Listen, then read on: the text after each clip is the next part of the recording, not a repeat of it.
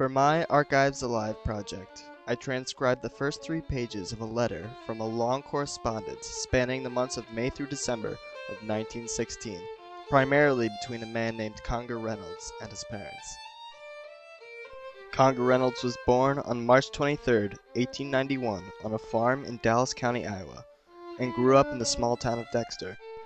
Upon graduation from the University of Iowa in 1912, Reynolds worked as a political reporter for the Des Moines Register and Leader, returning to Iowa City in 1915, where for 2 years he taught journalism and ran the university's public relations services.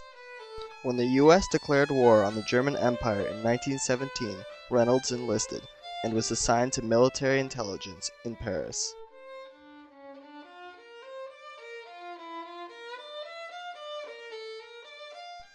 Although there is a correspondence from Conger's military service in Paris, the letter I transcribed belonged to a different correspondence altogether.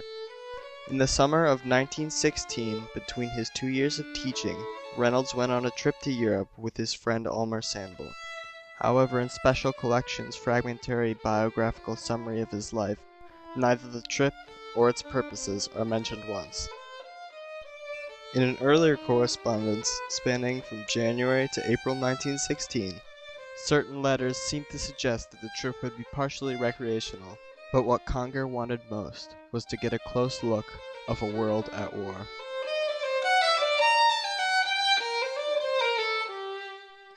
The full letter is 25 pages in length, written on board the RMS Baltic, at the time one of the biggest ships in the world.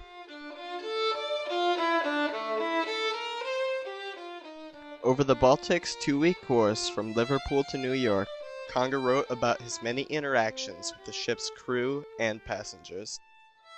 Right off the bat, Conger makes a point of telling his undoubtedly anxious parents that, in a time of unrestricted submarine warfare, he was well out of danger.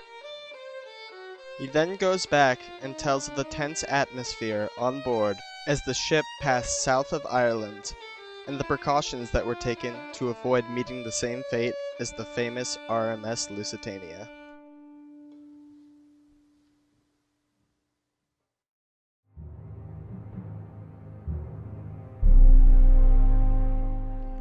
Although Conger describes his adventures as novel, he felt what all Parisians felt at the time, which was the looming danger of the war. An entire city holding its breath as hundreds of thousands died at its doorstep, trying to halt the German Empire's relentless attempts to march on the historical capital.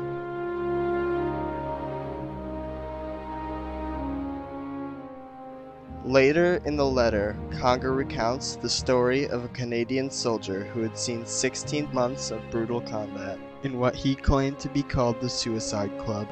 I did some research and I discovered that the soldier was referring to the 1st Canadian Division of the Canadian Machine Gun Corps, and based on the timeline of his claims, I deduced that he had fought in the Battle of Ypres, where the casualty rates for the Canadian Machine Gun Corps were amongst the highest in the war. Conger noted how matter-of-fact the soldier was about all of the suffering and killing he went through in the trenches.